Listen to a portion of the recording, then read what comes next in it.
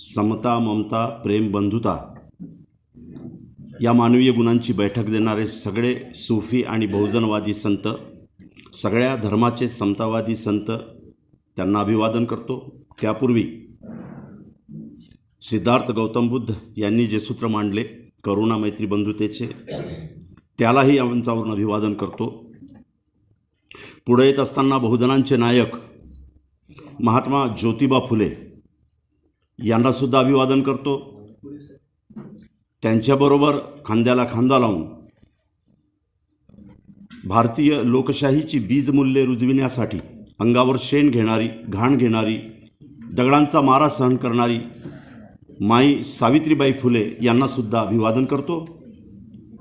परंतु माई सावित्रीबाईची एक कविता आहे छोटीशी, की नसते जर लिजिट साहेब आणि गफ्फार मुन्शी बेग तर ज्योतिबा महात्मा ज्योतिबा झाले नसते. म्हणून भारतीय संस्कृतीचा विचार करीत असताना कोणतीही क्रांती, मग ती सांस्कृतिक असो, राजनैतिक असो की कोणतीही असो, एकटा माणूस कधीच करत नाही.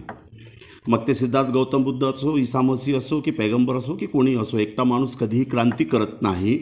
तत्कालीन परिस्थितीशी झुंजणारा समाज आणि त्या समाजातील अनेक लोक, अनेक हात, अनेक संस्था त्या व्यक्तीच्या पाठीमागे उभे राहतात आणि त्यांच्याच सहकार्याने पुढाकार घेऊन तो व्यक्ती क्रांती करीत असतो. तो केवळ क्रांतीचा मुहूर्त असतो, क्रांती एकटा व्यक्ती कधीच करीत नसतो. म्हणून क्रांतीच्या समग्र अशा त्या कोशालाच आपण लक्षात घेऊन वर्तमानाच्या स्थितीमध्ये नेमकं जे घडत आहे त्याला योग्य उत्तर देऊ शकू. सावित्रीबाई फुले म्हणतात की नसते जर लिजिट साहेब आणि गफ्फार मुन्शी बेग तर ज्योतिबा महात्मा ज्योतिबा झाले नसते. याचा शोध घेत असताना आता सत्यशोधक जो सिनेमा आला निश्चितच तुम्ही पाहावा, कारण सत्यशोधक चित्रपटामध्ये जी मांडणी झालेली आहे ती मागल्या 20 वर्षामध्ये मी करतो आहे.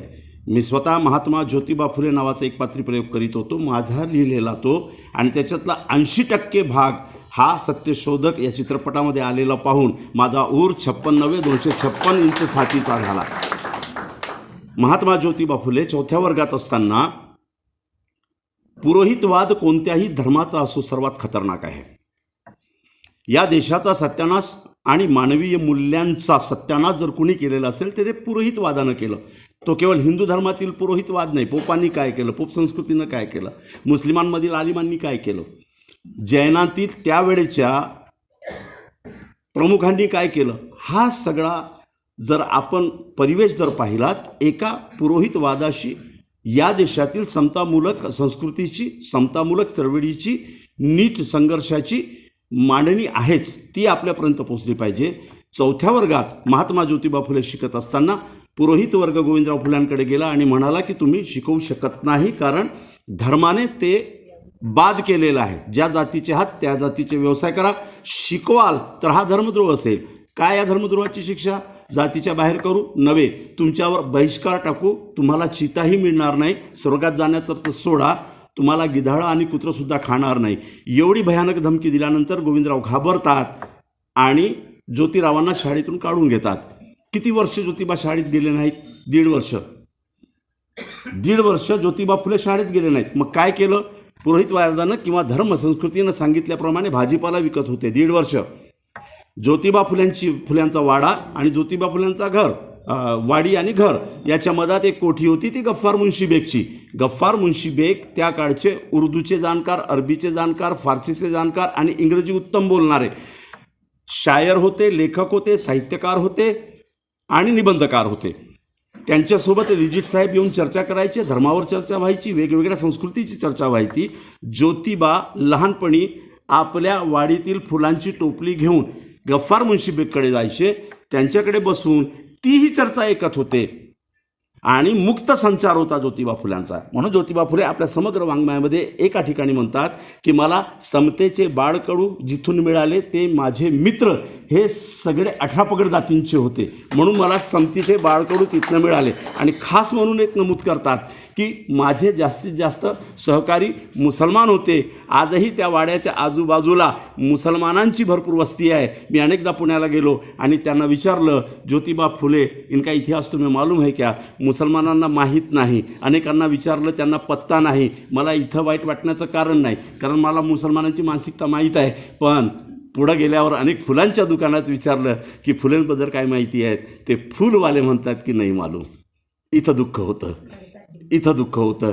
मग ज्योतिबा फुले फुलांची टोपली घेऊन जायचे. अनेक दिवस आले नाहीत. शोध घेतला आणि गफ्फार मुन्शी बेगनी खबर पाठवली ज्योतिबाला की तू ये, मला भेट. ज्योतिबा आले आणि काय झालं, तू येत का नाही आहे? नाही, मला शाळेतनं काढून टाकलं आणि मी भाजीपाला विकतो आहे. तेव्हा गफ्फार मुन्शी बेग हे गोविंदराव फुल्यांकडे गेले आणि म्हणाले की एवढा तल्लक बुद्धीचा हा मुलगा की आम्ही चर्चा करत असताना त्या चर्चेत प्रश्न विचारण्याचं धारिष्ट आहे याचं, आणि त्या प्रश्नांचा क्लिअरन्स जोपर्यंत करून घेत नाही तोपर्यंत हा थांबत नाही. आणि जे काही आम्ही आज चर्चा केलेली असेल 6 दिवसानंतर कधी आला तरी त्याचे संदर्भ तो शोधतो. एवढ्या तल्लक बुद्धीचा मुलगा, त्याला शाळेमधनं का काढलं? तेव्हा त्यांनी सांगितलं की पुरोहित आले होते आणि त्यांनी सांगितलं की शिक्षण देणं आमच्या धर्मात बसत नाही. तेव्हा गोविंदराव फुल्यांना ज्योतिबांच्या देखत गफ्फार मुन्शी बेग म्हणाले, जो धर्म शिक्षण देत नसेल तो धर्मच कसा असू शकतो? धर्माचं पहिलं कर्तव्य आहे शिक्षण देणं, वाईट नव्हे, चांगलं, नैतिकतेचं. जर मानतच असाल धर्म तर तोच धर्म जो नैतिकतेचा, जो चांगला बंधुभावाचा, जो चांगला शिक्षण घेण्याचा हुकूम देत असेल, तशी व्यवस्था करत असेल. तेव्हा त्यांनी सांगितलं, माझा धर्म इस्लाम आहे. कुराण उघडलं की पहिली आयत येते, इकरा बिस्मिकल लजी, की उठ मानवा शिक, त्या ज्ञानाला प्राप्त कर जे लेखणीनं ईश्वरानं तुला दिलंय. आता मौलानांना हे जास्त समजत नाही, ती गोष्ट वेगळी आहे, ठीक आहे, तो भाग त्यांचा आहे. माझा धर्म असा शिकवतो. मग शिक्षण देणं हे धर्मानं कसं वाईट असू शकतं? नाही, तुम्ही ज्योतिबाला पाठवा. तेव्हा दुसरा प्रश्न गोविंदरावांनी केला की मला पुरोहितांनी दुसरा प्रश्न असा टाकलेला आहे की जे जे कृष्णांच्या शाळेत शिकतात ते धर्मभ्रष्ट होतात, ते धर्माच्या विरुद्ध वागतात. त्यामुळं धर्मभ्रष्टतेपेक्षा धर्मात राहणं चांगलं.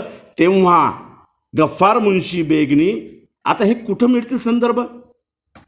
ज्या उर्दूला बाद करून टाकण्यात आलेला आहे त्याचे योग्य संदर्भ आपण तपासलेत, ज्या फारशीला बाद करून टाकण्यात आलेला आहेत त्याचे संदर्भ योग्य तपासलेत तर तुम्हाला हे सगळे संदर्भ मिळतील.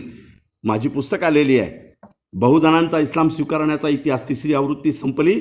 अनेक टीका झाल्यात. नागपूर माझं गड आहे. नागपूर हा RSSचा सुद्धा गड आहे. अनेक वर्तमानपत्र आणि त्यांच्याकडे अनेक प्रसार साहित्य आहेत. तिथनं हल्ले झालेत. म्हटलं एक संदर्भ खोडून काढा, जावेद पाशा व्याख्यान देणं बंद करेल, RSSची शाखा जॉईन करेल. पण एकही संदर्भ खोडता आले नाहीत, कारण ते संदर्भ 7व्या शतकातले, 8व्या शतकातले, 9व्या शतकातले फारसीच्या संदर्भ ग्रंथांमधून घेतलेले आहेत. आणि फारसीचे संदर्भ ग्रंथ शोधत असताना मला डॉक्टर सैफुल्ला म्हणून हिस्लाप कॉलेजचे फारसीचे प्रमुख, त्यांच्याकडे जेव्हा गेलो, 80 वर्षाचा म्हातारा थरथर कापत होता. म्हटलं आसा मेरा संशोधन का विषय है, मुझे संदर्भ चाहिए. त्याच्याकडे 4 अलमाऱ्या, प्रत्येक अलमाऱ्यावर जाडं साचलेलं, अनेक पुस्तकं हात लावल्यावर गळून पडणारी. डोळे भरून आले त्या माणसाचे आणि म्हणाले की जवानी चली गई, अब बुढ़ापे में एक जावेद पाशा आया जो बोल रहा है कि अलमारियों के तरफ, किताबों के तरफ देखना है. माझ्या समाजाचं दुखणं वेगळं आहे. माझ्या समाजाचं दुखणं वेगळं आहे. शिकतच नाही, वाचतच नाही, म्हणून त्याच्या विरुद्ध काय चाललंय हेही त्याला कळत नाही. बसल्या बसल्या आमचा बाबा पठाण हाजी झालेला आहे, कोणत्याही पापाचं काम करत नाही, पण अख्ख्या जगाचा विलन बनतो, कारण त्याला कळतच नाही त्याला विलन बनवणारी व्यवस्था कशी आहे, अभ्यास नसल्यामुळं. ते म्हणले सैफुल्ला साहेब की पहिल्यांदा तुम्ही आलात, चला शोधूया. त्यांनी 3 ते 4 महिने बसून फारसीचं हिंदीमध्ये भाषांतर करून ते संदर्भ मी दिलेत. गोविंदराव फुले जेव्हा म्हणतात की ख्रिश्चनांच्या मिशनरीमध्ये शिकल्यानंतर भ्रष्ट होतात, तेव्हा गफ्फार मुन्शी बेग सांगतात की गोविंदरावजी, आज जेवढे इंग्रजांच्या ऑफिसेसमध्ये, कार्यालयामध्ये ऑफिसर्स आहेत, 99% आमचे ब्राह्मण बंधू आहेत. आणि हे ब्राह्मण बंधू कोणत्याही कुलांमध्ये शिकलेले नाहीत, कोणत्याही आश्रमामध्ये जाऊन शिकलेले नाहीत. जेवढे डेप्युटी कलेक्टर आहेत, जेवढे कलेक्टर आहेत, जेवढे तहसीलदार झालेत, जेवढे मोठाले बाबू झालेत, जेवढे सरकारी पंचायत समिती जिल्हा परिषदमध्ये अधिकारी आहेत, हे सगळे ख्रिश्चनांच्या शाळेमध्ये शिकूनच झालेले आहेत. ते शिकल्यानंतर जर अधिकारी बनत असतील तर ज्योतिबा शिकल्यानंतर भ्रष्ट कसा होईल? भ्रष्ट होत नाही. त्या शाळांमध्ये शिकल्यानंतर हुकुमाची जागा मिळते, मौक्याची जागा मिळते. म्हणून कदाचित बाबासाहेब महात्मा ज्योतिबा फुल्यांना गुरु मानून पुढं म्हणतात की शिक्षण हे वाघिणीचं दूध आहे, पण मोक्याच्या जागा काबीज करा आणि ते शिक्षणाशिवाय होणार नाही. हे सगळं प्रबोधन केल्यानंतर शेवटी गोविंदराव फुले म्हणतात की ठीक आहे, तुम्ही पुढाकार घ्या. आणि क्रांती कशी होते? एकट्यानं होत नाही, हा मांडण्याचा मी प्रयत्न करतो आहे. लोकशाही एकट्यानं कधी घडवलेली नाही. असं झालं नाही की बाबासाहेब सकाळी उठले, चहा घेतले आणि म्हटलं की आण रे मी संविधान लिहितो. मोठा मध्ययुगांपासनं समता, न्याय, बंधुतेचा एक मोठा लढा आहे. हा लढा लक्षात घेतल्याशिवाय लोकशाहीची बीजमूल्ये कशी रुजली इथपर्यंत पोहोचता येत नाही. मग गोविंदरावांनी म्हटलं की तुम्हीच बघा गफ्फार मुन्शी बेग काय करायचंय. गफ्फार मुन्शी बेगने महात्मा ज्योतिबा फुल्यांच्या शाळेची पेटी तयार केली. कपडे घेतलेत, पुस्तकं घेतलेत, लिजिट साहेबांचा प्रशस्ती पत्र घेतला आणि ज्योतिबांचा हात धरून पुण्याला गेलेत. स्कॉटस मिशन स्कूलमध्ये त्यांचं ॲडमिशन घेतलं आणि पुढं चौथीनंतर ॲडमिशन झाल्यानंतर ज्योतिबा शिकलेत. म्हणून ज्योतिबा म्हणते लिजिट आणि गफ्फार मुन्शी बेग नसते तर ज्योतिबा भाजीपाला विक्या झाला असता, महात्मा ज्योतिबा झाला नसता. म्हणून या दोघांना, लिजिट साहेबांना आणि गफ्फार मुन्शी बेग यांना मी या मंचावरून नमन करतो, सलाम करतो. पुढं जाऊया. पुन्हा एक प्रसंग महात्मा ज्योतिबा फुल्यांच्या काळामध्ये. लोकशाहीची मूल्ये म्हणतो आपण. काय आहेत लोकशाहीची मूल्ये? व्यक्तीचा आत्मा जेव्हा जागृत होतो किंवा सिद्धार्थ गौतम बुद्ध म्हणतात त्याप्रमाणे आत्मदीप भाव जेव्हा होतो तेव्हा व्यक्ती स्वतःच्या अधिकाराबरोबर बोलायला लागतो. आणि व्यक्ती जेव्हा स्वतःच्या अधिकाराबद्दल बोलायला लागतो, लोकशाहीची ती सुरुवात असते. ही लोकशाही मूल्यांची सुरुवात असते. जोपर्यंत जागृत होत नाही व्यक्ती तोपर्यंत हा फक्त कायद्याचा सांगाडा असतो. बाबासाहेब म्हणाले की संविधान सांगाडे के शिवा कुछ भी नहीं है, वो मरा हुआ है. त्याच्यावर मी पुढे येईल. पुढचा एक प्रसंग असा आहे की ज्योतिबा फुले आणि माई सावित्रीबाई फुले शाळा शिकवायला जायच्या. पुन्हा पुरोहित वर्ग आला.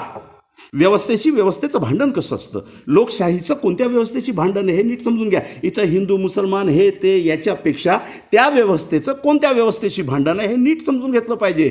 महात्मा ज्योतिबा फुले आणि सावित्रीबाई फुले शिक्षण द्यायला जात होते. अस्पृश्यांच्या मुलींना, ओबीसींच्या मुलींना, 18 पगड जातींच्या मुलींना. पुन्हा पुरोहित वर्ग पोचला आणि म्हणाला की हे बंद करायला सांगा आणि बंद करत नसतील तर घरातनं बाहेर काढा. ज्योतिबा फुले आणि सावित्रीबाई फुले घरी आलेत. काय म्हणालेत? गोविंदराव फुले, बाबा रे, हे ताण माझ्याच्यानं सहन होत नाही. ज्योतिबा फुल्यांच्या समग्र वाङ्मयामध्ये उल्लेख आलेला आहे की माझ्या आबाचं ताण मी सहन करू शकत नव्हतो. एवढ्या तणावात आणि एवढ्या दबावात माझे आबा होते. आबा म्हणायचे ते गोविंदराव फुलांना. गोविंदराव फुले म्हणाले की हे शिक्षणाचं सोड, नाहीतर घर सोड. काय कबूल केलं? लोकशाही मूल्यांची कुर्बानी कशा लोकांनी कशी दिली आहे. 4 लेकरं गेलेत बाबासाहेब आंबेडकरांचे. जेव्हा संविधान लिहायला बसते तेव्हा बेंबीखाली सुपारी एवढी जखम झालेली होती आणि त्याच्यातनं पाणी निघायचं. हे बालीच्या पुस्तकात तुम्ही वाचून घ्या. आणि तत्कालीन सगळे मेडिकलचे रिपोर्ट ठेवलेले आहेत. बाबासाहेबांना रिफॉर्मसाठी उठून पुस्तकं घेता येत नव्हतं, सहाय्यकाचं मदत घ्यायचे. आणि जेव्हा शेवटच्या पोराचे दफनाला आलेत, बाबासाहेबांच्या पत्नीकडे, बाबासाहेबांकडे त्या पोराला दफनासाठी नवीन कफन घेण्यासाठी पैसे नव्हते. कार्यकर्ते आले, बोलले साहेब, बाबासाहेब नया कफन लेने का है, पैसे नाहीत पण माझ्याकडे. मग माई रमाईनं स्वतःचं पदर फाडून, त्या साडीचं पदर फाडून आपल्या लेकराला गुंडाळून त्या चितेमध्ये दिलं. संविधान असंच आलं नाही, लोकशाही अशीच आली नाही. हजारो लोकांचे कुर्बान आहेत. भगतसिंगापासनं तर अशफाकुल्लापासनं तर लालापासनं तर सगळ्यांचे हजारो लोकांचे कुर्बान आहेत. मित्रांनो, महात्मा ज्योतिबा फुल्यांना बाहेर काढलं त्यांच्या वडिलांनी, गोविंदराव फुल्यांनी. ते बाहेर निघालेत. लोकशाहीसाठी दिलेली ही पहिली कुर्बानी. शेवटी शिक्षण नसेल तर लोकशाही रुजतच नाही ना. मग शिक्षणासाठी पहिली कुर्बानी महात्मा ज्योतिबा फुल्यांनी दिली. आपल्या पत्नीला घेऊन बाहेर निघालेत. कोण आला मदतीला? त्यांच्या जातीची माणसं आलीत. मराठा आला, कुणबी आला, तेली आला, ब्राह्मण आला. कोण आला? नव्हे, माई फातिमा आणि उस्मान बेग नावाचे मुसलमानच पुढे आलेत. मला आनंद वाटतो की एवढ्या मोठ्या विषयावर तुम्ही एका मुसलमानाच्या कार्यकर्त्याला बोलवलं, म्हणजे अजूनही इथं लोकशाही जिवंत आहे असं मी मानायला तयार होतो. मी जन्मानं मुसलमान असलो तरी कर्मानं कधीही मी मुसलमान म्हणून माझ्याकडे बघितलेलं नाही. माझा सर्वोच्च आदराचा स्थान संविधानानं जे मला भारतीयत्व दिलं आहे आणि भारतीय नागरिक म्हणून माझी जी ओळख दिलेली आहे ती माझी सर्वोच्च ओळख मी आजही जपतो आणि मरेपर्यंत जपेन. बाकी ओळख ही माझी व्यक्तिगत आहे की नाही हा माझा प्रश्न आहे, थोपवणाऱ्यांचा नाही. मी कुणावर काय थोपवतो हा महत्त्वाचा विषय नाही. मी कुणावर काही थोपवून देईन, कुणालाही गोडसे म्हणू शकतो किंवा कसा कुणालाही म्हणू शकतो, तो माझा विषय आहे. मग मित्रांनो, महात्मा ज्योतिबा फुले आणि माई सावित्रीबाई फुले घर सोडतात. कुणाच्या घरी जातात? माई फातिमा बेग आणि भाई उस्मान शेख यांच्या घरी. किती वर्ष इथं? पण किती वर्ष इथं? 2 वर्ष. 2 वर्ष महात्मा ज्योती. हा इतिहास मांडला जात नाही, हा मांडला गेला पाहिजे, जेणेकरून तळागाळातला मुसलमान जो आज दूर दूर राहतो आहे त्याला जवळ कसं घेणार आहे, त्याची मानसिक अवस्था काय आहे, तो का बरं भीतो आहे, तो नोकऱ्यांमध्ये नाही, तो प्रशासनांमध्ये नाही, खुट्ट झालं तरी ताटात जेवणारा पोलीस बंदूक घेऊन ताणून राहतो, हे त्याच्या अनुभवाला आहे. खुट्ट जरी झालं, काहीही नसलं तरी संशयाच्या भरोश्यावर अशा कलमा लावल्या गेल्यात. वर्तमानाचा ह्युमन रिसोर्समेंटचा डाटा तुम्ही पाहिलात तर डोळ्यात अश्रू येतील. 1,35,000 मुसलमानांची पोरं 10-10 हजार 10-10 वर्ष 12-12 वर्ष संशयाच्या भरोश्यावर जेलात सडलेत. आणि काय रेशो आहे अपराध सिद्ध होण्याचा? 1.2% रेशो अपराध सिद्ध होण्याचा आहे. म्हणजे 99% मुसलमानच्या पोरांना जे जेलात घातलं आणि 10-10 15-15 वर्ष त्यांची तारुण्य गेलं, त्यांचं आयुष्य गेलं, त्यांचं संसार गेलं. मग या समाजाची मानसिकता कशी आहे हे समजून घेऊन त्याचे मोठे भाऊ म्हणून मुस्लिम इतर लोकांना नीट त्याला हँडल नाही केलं तर या देशातील लोकशाही मारण्यासाठी जी व्यवस्था आज तुमच्या माझ्या अंगावर आलेली आहे त्याचं राखीव कुरण आहे मुसलमान. या देशातील सगळ्या लोकशाहीवादी चळवळी हिंदू आणि मुसलमान संघर्षात बुडवून काढण्याची रणनीती आहे त्यांच्याकडे आणि ते सफल होत आहेत. तुमच्या डोळ्यात देखत सफल होत आहेत. सगळे खोटे सिद्धांत मांडून सफल होत आहेत, नागळा आणि खोटा असा बडजाव करून. कारण मुसलमानांना नीट हँडल करण्यासाठी बहुजन समाजानं आपले डोळे कान उघडून त्या समाजाकडे नीट बघितलं पाहिजे. हे त्या समाजातील सदस्य म्हणून बोलतो मी. मग गफ्फार मुन्शी बेग, नंतर फातिमा शेख आणि भाई उस्मान शेख यांनी 2 वर्ष महात्मा ज्योतिबा फुल्यांना आपल्या घरी ठेवला. आणि पहिली शाळा हे सन्माननीय भिडेंच्या वाड्यात नव्हे, पहिली शाळा या देशातील महिलांची ही माई फातिमा आणि उस्मान शेख ज्या ठिकाणी गाद्या विणत होते, ज्या ठिकाणी बोथऱ्या विणत होते त्या ओसरीमध्ये निर्माण झाली. पहिली मुलींची शाळा त्या उस्मान शेख आणि फातिमा शेखच्या ओसरीमध्ये झाली आणि त्याच्यानंतर सन्माननीय भिडेंच्या वाड्यामध्ये औपचारिकरित्या फॉर्मलरित्या पहिली शाळा उभी झाली. हा महात्मा ज्योतिबा फुल्यांच्या क्रांतीचा हा एवढा आलेख. म्हणून या दोघांनाही मी इथं नमन करतो. मग शेवटी समता आली. लोकशाहीमध्ये समता आपण बोलतो. समता शब्द असतो, तो व्यवहार कधीही नसतो. समता शब्द असतो, तो व्यवहार कधीही नसतो. या व्यवस्थेमध्ये समतेचा व्यवहार जर आपण नैतिकतेवर सोपवलं तर 4000 वर्षाचा इतिहास आहे माणसाला जनावरापेक्षा वाईट वागवण्याचं. जर नैतिकतेवर आणि धर्माच्या आदेशावर सोडलं तर डुकरांपेक्षाही वाईट स्थिती मानवाची करण्याची इथली संस्कृती आहे. म्हणून नैतिकतेवर आणि बोलबच्चनवर समता सोपवता येत नाही. समतेसाठी कायदेच करावे लागतात आणि या जगामध्ये कायद्याशिवाय समता कधीही अस्तित्वात आली नाही. नैतिकतेनं येणारी समता ही क्षणभंगूर असू शकते, पण कायद्यानं येणाऱ्या समतेला एक स्थायित्वाचा भाव असतो. ज्याच्यावर अन्याय होतो त्याला दाद मागण्याची जागा तो कायदा देतो, त्याला हक्काची जागा हिसकावून घेण्याची किंवा ती मागण्याची किंवा त्याच्यावर चढाई करण्याची ताकद तो कायदा देतो. हे पहिल्यांदा त्यांनी ओळखलं आणि या देशामध्ये पहिल्यांदा या लोकशाहीमध्ये दबलेल्या मागास अविकसित लोकांना धर्माची कोणतीही अट न घालता 50% आरक्षण देऊन शासन प्रशासनामध्ये सहभागितेचा लोकशाहीचा पहिला मूलमंत्र देणारे आरक्षणाचे जनक 1902 मध्ये आरक्षणाचा कायदा करणारे छत्रपती शाहू महाराज यांना सुद्धा या मंचावरून सलाम करतो, अभिवादन करतो. आणि डॉक्टर बाबासाहेब आंबेडकर डॉक्टर बाबासाहेब आंबेडकर यांनी लोकशाहीचा लढा फार प्रचंडपणे लढलेला आहे.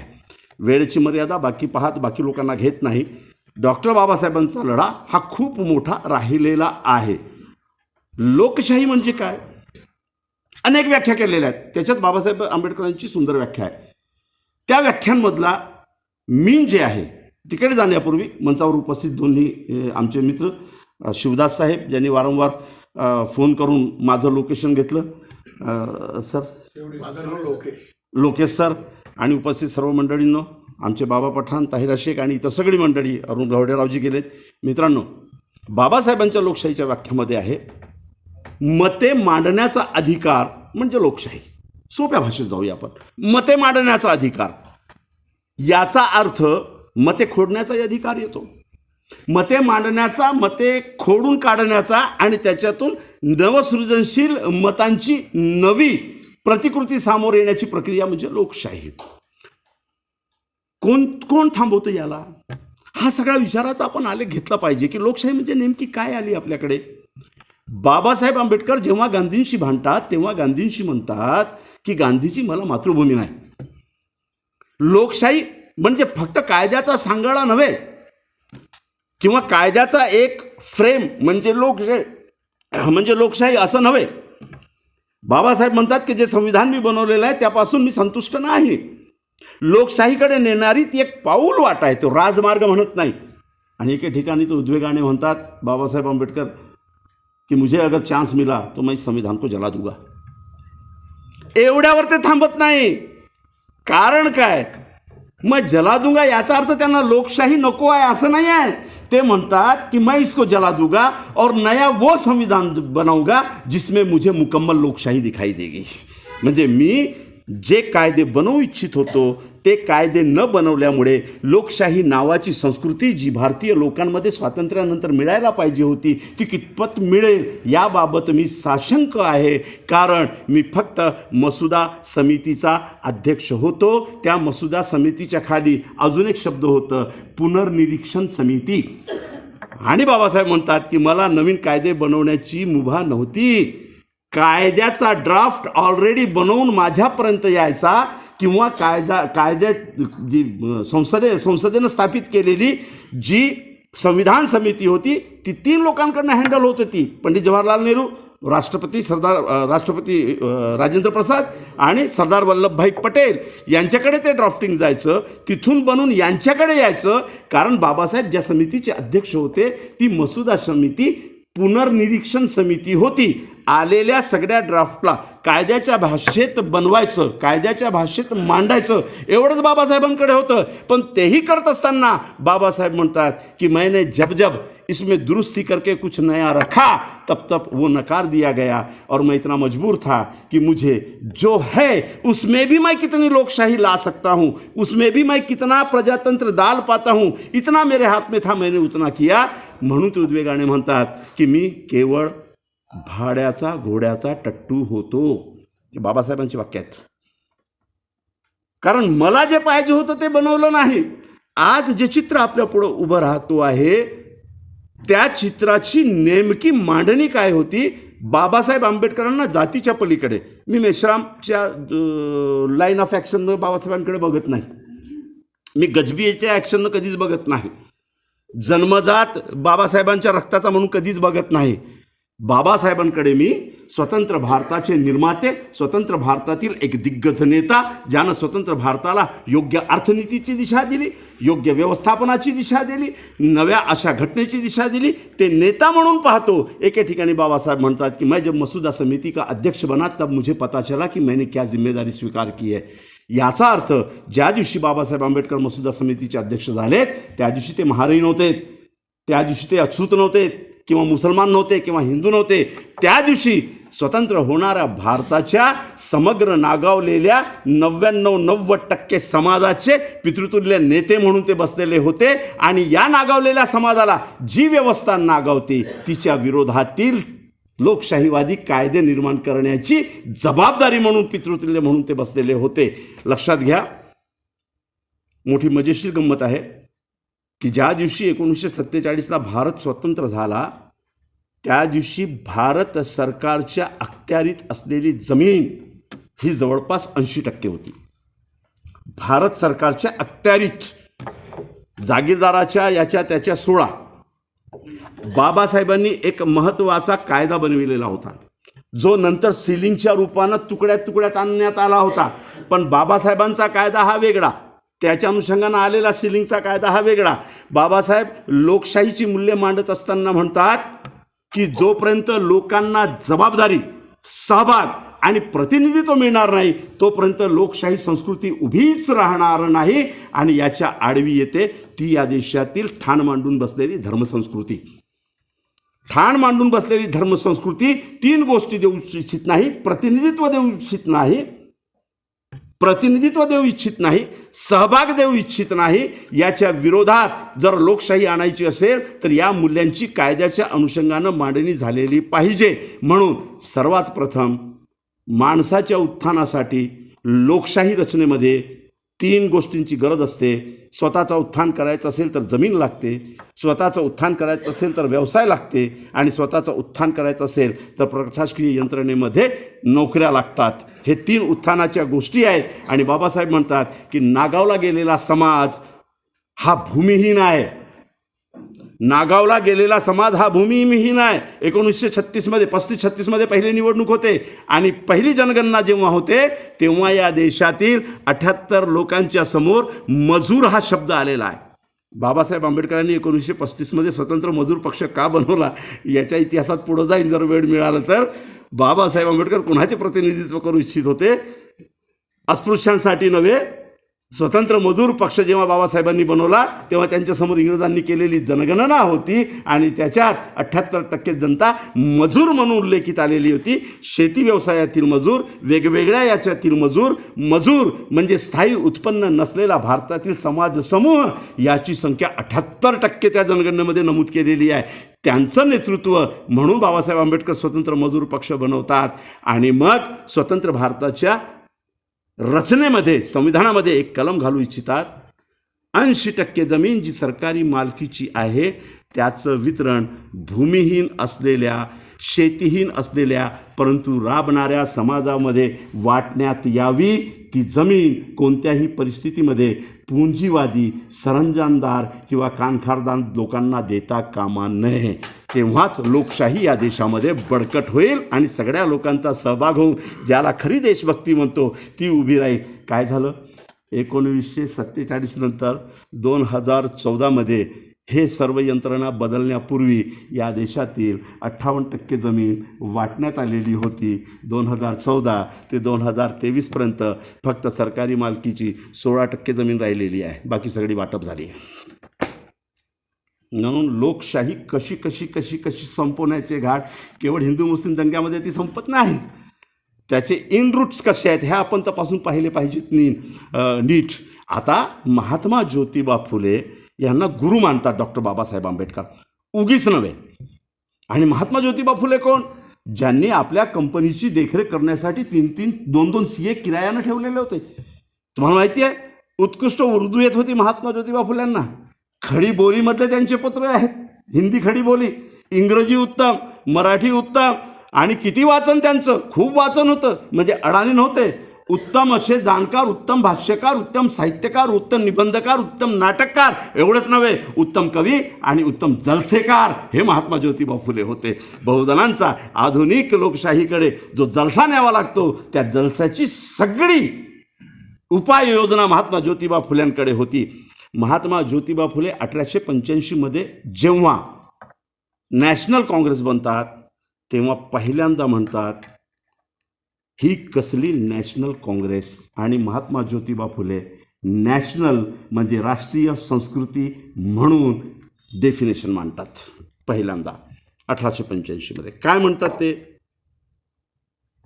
इंग्रजांच्या व्यवस्थेमध्ये मलाई खाणाऱ्या लोकांनीच आणि त्यांच्या चिल्ल्या पल्ल्यांनीच आणि इंग्रजांच्या सगळ्या व्यवस्थेमध्ये गरिबांना शेतकऱ्यांना लुटून खाणाऱ्या शेठजी भटजी लालजी यांनीच मिळून बनवलेली ही नॅशनल काँग्रेस ही नॅशनल असूच कशी शकते? नॅशनल तेव्हाच होणार जेव्हा त्याच्यामध्ये 18 पगड जाती कुणबी माडी तेली महार मांग चमार मुसलमान ईसाई इत्यादी सर्व आदिवासी या लोकांचा सहभाग आणि प्रतिनिधित्व झाला तरच ती नॅशनल होणार आणि त्यालाच नॅशनल संस्कृती म्हणता येईल, अन्यथा ती नॅशनल होणार नाही. बघा महात्मा ज्योतिबा फुलेंची राष्ट्रीय संस्कृती म्हणून काय मांडणी आहे 1885 आणि त्या काँग्रेसला ते विरोध करतात. तेव्हा महात्मा ज्योतिबा फुले. पुढं सरकूया. शिक्षणाच्या मॅकॅलेच्या सिद्धांताला खोडून काढणारा पहिला बहाद्दर आपल्या देशातील हा महात्मा ज्योतिबा फुले. झिरपण्याचा सिद्धांत आणला आणि ब्रिटिशांनी तो कायद्यानं लागू केला. तेव्हा विरोधात कोण उभे राहिलेत? महात्मा ज्योतिबा फुले. निवेदन दिलं आणि म्हटलं की हा झिरपण्याचा सिद्धांत हा मनुस्मृतीचा सिद्धांत आहे. कुठपर्यंत झेप घेतली त्यांनी?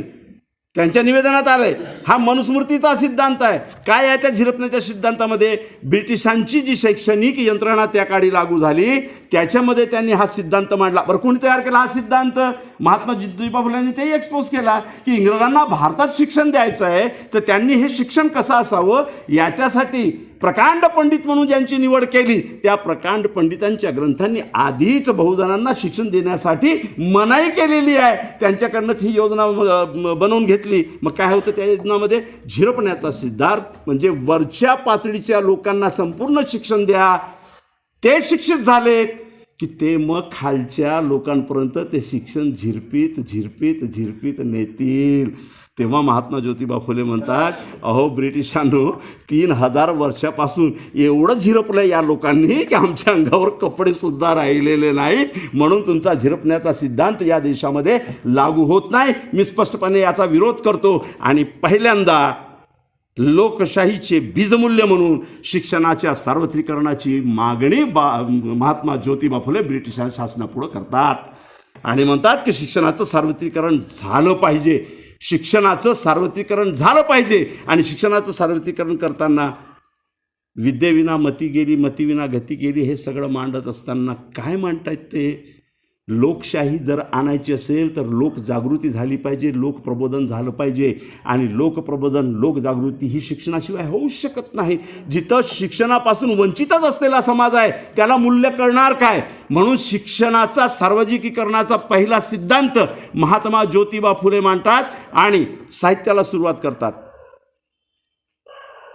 ब्राह्मणांचे कसब, सत्सार, त्याच्यानंतर तृतीय रत्न, सगळी मांडणी एका मागणं एक येत आहे महात्मा ज्योतिबा फुलेंची. या मांडणीचा केंद्रबिंदू काय आहे? या मागणीचा केंद्रबिंदू मानवमुक्तीचा आहे आणि महात्मा ज्योतिबा फुले मानवाला दाबणाऱ्या एक एक पैलूला उलगडून सांगतायत आणि मानवमुक्तीचा रेटा मांडत असताना शेवटी ते म्हणतायत की ब्रिटिश असेपर्यंत बहुजनांनी शिक्षण घेऊन मुक्तता करून घ्यावी. कारण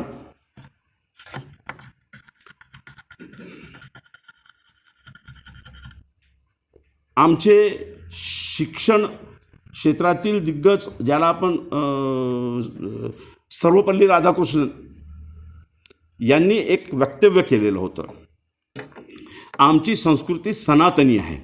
मी त्या शब्दात जाणार नाही किंवा त्या वादात जाणार नाही, फक्त एवढा मी उल्लेख याच्यासाठी करतो की त्याला संदर्भ आहे. आमची संस्कृती सनातनी आहे. मुघल आलेत, ब्रिटिश आलेत, याच्यापूर्वी अनेक हल्ले झालेत, पण आमची सनातनी संस्कृती कधीही नष्ट झाली नाही, ही टिकून आहे. हे टिकून राहणं म्हणजे आमचं शौर्य आहे असे ते म्हणतात. त्यांना उत्तर देताना बाबासाहेब आंबेडकर काय म्हणतात? बाबासाहेब आंबेडकर म्हणतात की या तर्कामुळं मी जर उत्तर द्यायला गेलो तर विवाद होऊ शकतं. टिकून राहण्याचा जोपर्यंत प्रश्न आहे त्याची क्वालिटी काय आहे? टिकून कोणत्या पद्धतीनं राहिलात? जगण्याचे संदर्भ वेगवेगळे असू शकतात. माणूस जगतो, पण जगण्यात त्याचं स्थायित्व काय होतं, त्याचा मानसन्मान काय होतं? जनावरासारखा जगत होता समूह गुलामासारखा जगत होता की स्वतंत्र व्यक्तीसाठी उभा झालेला तो समाज होता, की व्यवसायासाठी मुक्त झालेला समाज होता, की शिक्षणासाठी मुक्त झालेला समाज होता, की अभिव्यक्तीच नव्हे तर पूजा धर्म यासाठीही मोकळा झालेला तो समाज होता का? मग बाबासाहेब उत्तर देतात की हा जगण्याचा शौर्य जो तुमचा आहे तो षड्यंत्राचा भाग आहे. मग मी आतमध्ये शिरतो तर मला मोठं अजब असं एक नेटवर्क दिसतं, ज्या नेटवर्काचा वर्तमानाशी संदर्भ आहे. वर्तमानामध्ये जे आपल्या देशामध्ये आलेली आहे ती धार्मिक लोकशाही आहे आणि ती 80% यशस्वी झालेली आहे. मी हजला जाऊन आलो होतो, 2015-16 मधला माझा हज आहे. तिथं धार्मिक लोकशाही आहे. इराणमध्ये धार्मिक लोकशाही आहे. लक्षात घ्या, काय असतं धार्मिक लोकशाहीमध्ये? धार्मिक लोकशाहीमध्ये तुम्हाला शिक्षणासाठी बंधन नसतात. धार्मिक लोकशाहीमध्ये व्यवसायासाठी बंधन नसतात.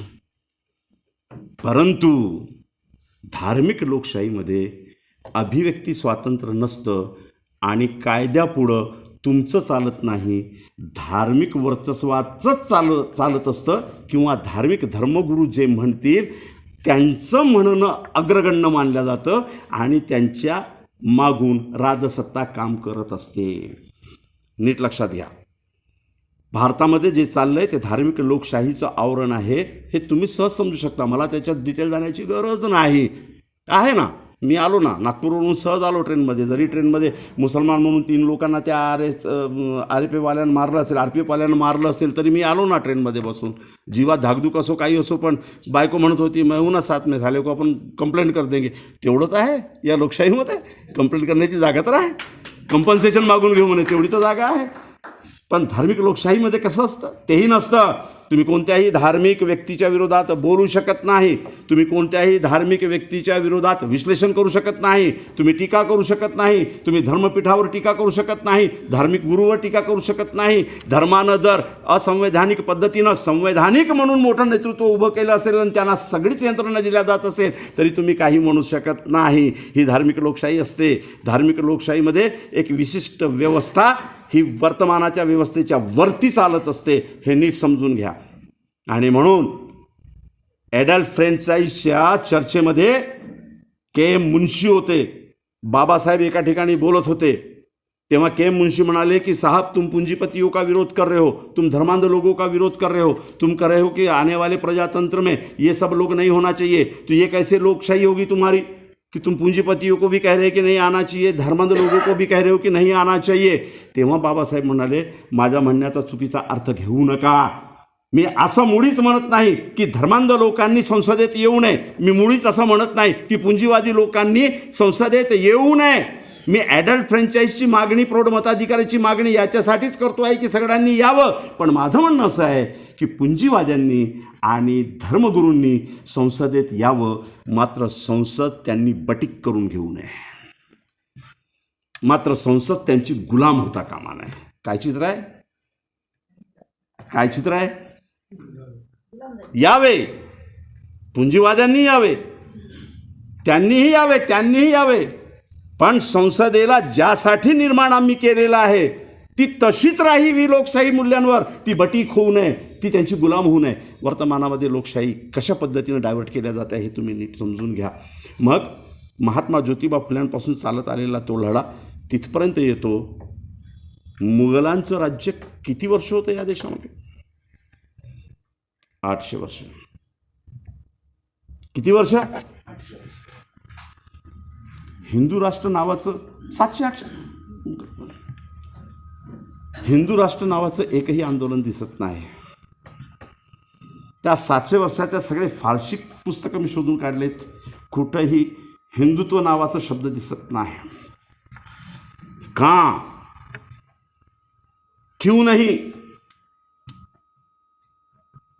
इथं लोकशाही विरोधी व्यवस्थेचं भयानक स्वरूप तुमच्या लक्षात यायला पाहिजे.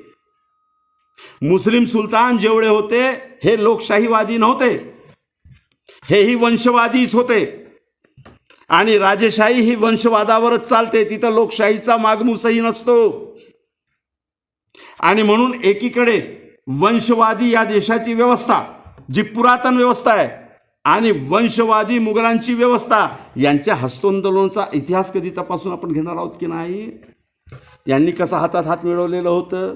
मग जेव्हा औरंगजेब बादशाह युद्धाला निघायचे ते एकीकडे आलिम ताईद बांधायचा, दुसरीकडे आरती घेऊन आमचे ब्राह्मण पंडित उभे राहायचे, आरती ओवाळायचे.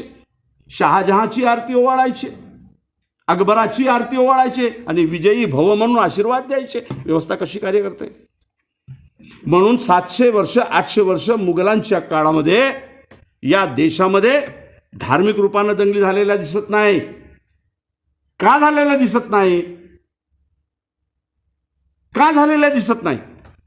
कुठंच नोंद नाही आहे.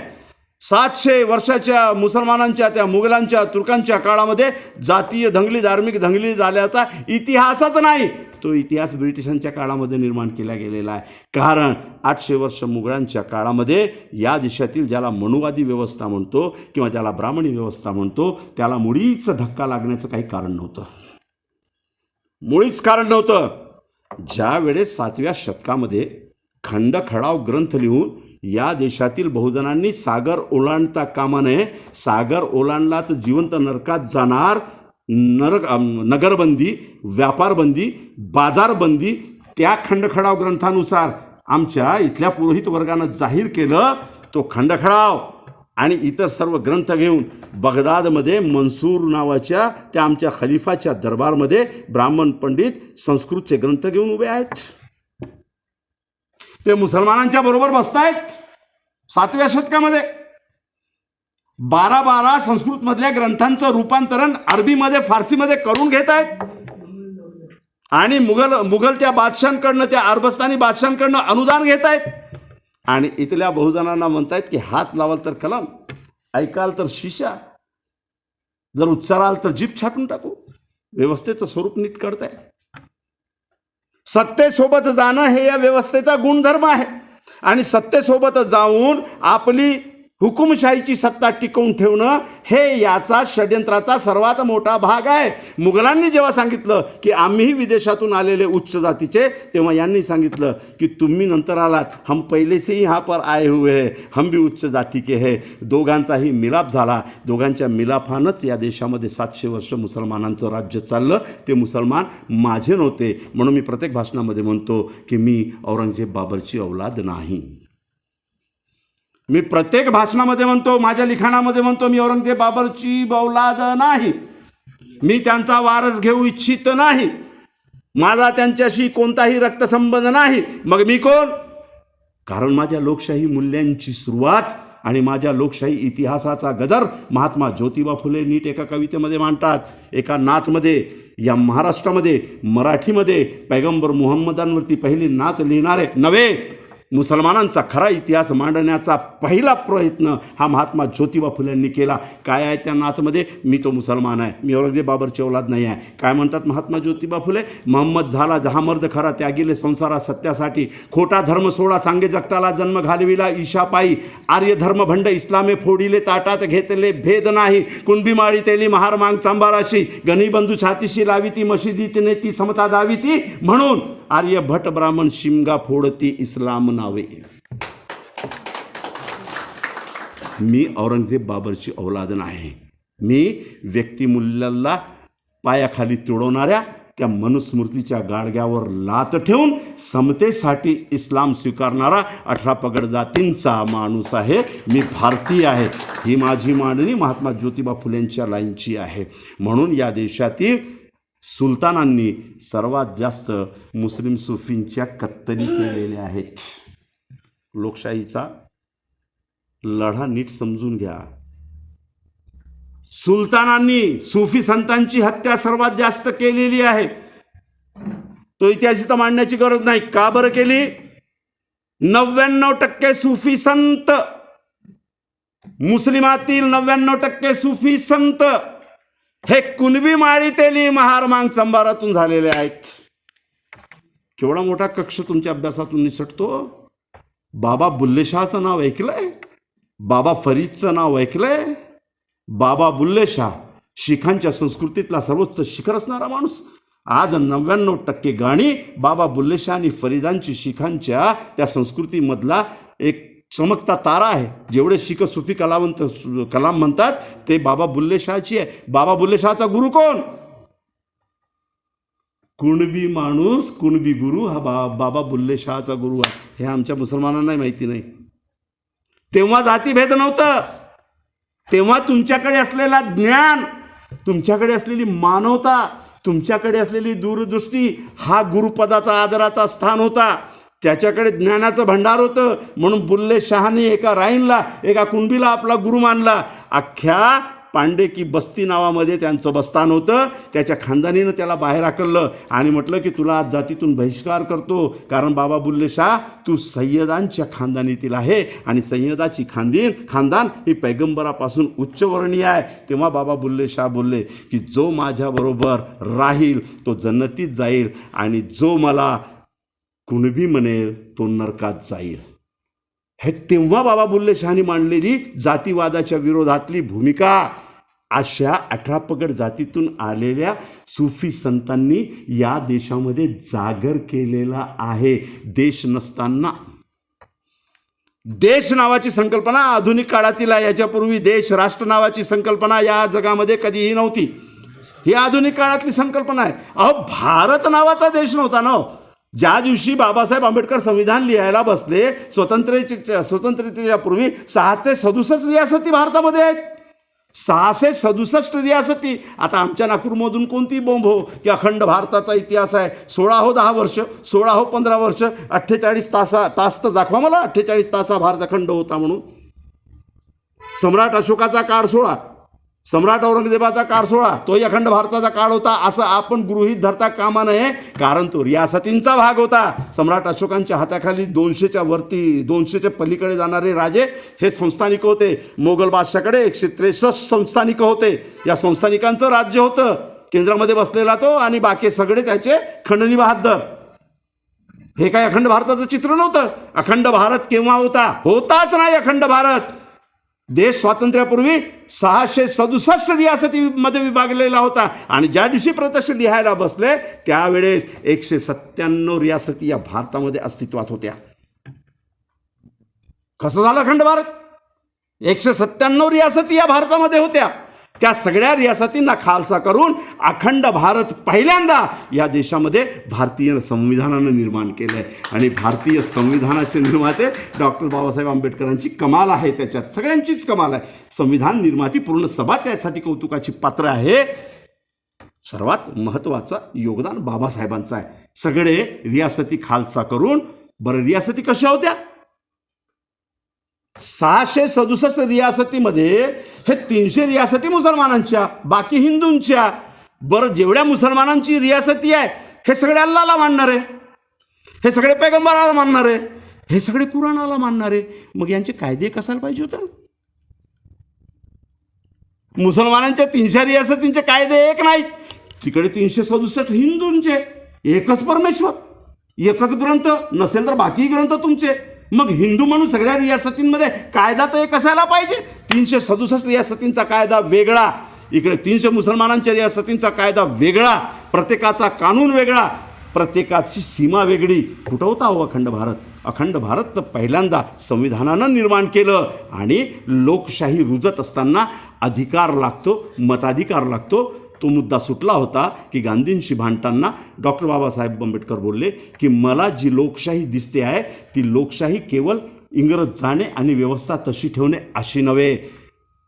मला जी लोकशाही अभिप्रेत आहे त्या लोकशाहीमध्ये व्यक्तीची गरिमा, व्यक्तीचा मान सन्मान, व्यक्तीचं प्रतिनिधित्व आणि व्यक्तीची सहभागिता हे जोपर्यंत येत नाही तोपर्यंत स्वातंत्र्य मिळालं मी असं मानायला तयार नाही. आणि जोपर्यंत मी ते स्वातंत्र्य निर्माण करणार नाही तोपर्यंत मी स्वातंत्र्य कबूल करणार नाही.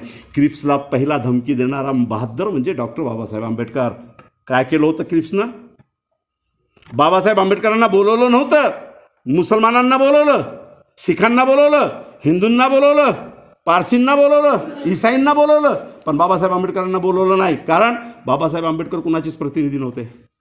हिंदूंचे प्रतिनिधी होते गांधीजी आणि इतर, मुसलमानांचे प्रतिनिधी होते जिन्ना आणि इतर, तिकडे करण सिंग म्हणून एक होते, सिखांचे धर्मगुरू ते होते आणि इतर होते, आणि ईसाई आणि यांचे तर होतेच. बाबासाहेब कुणाचेच नाही. तेव्हा बाबासाहेब या देशामध्ये लोकशाही मूल्य राजकीयदृष्ट्या रुजवण्यासाठी स्वतंत्र मजूर पक्ष बनवून उभे होते. त्या इंग्रजांच्या जनगणनेमध्ये 78% जनता मजूर म्हणून नोंद आहे.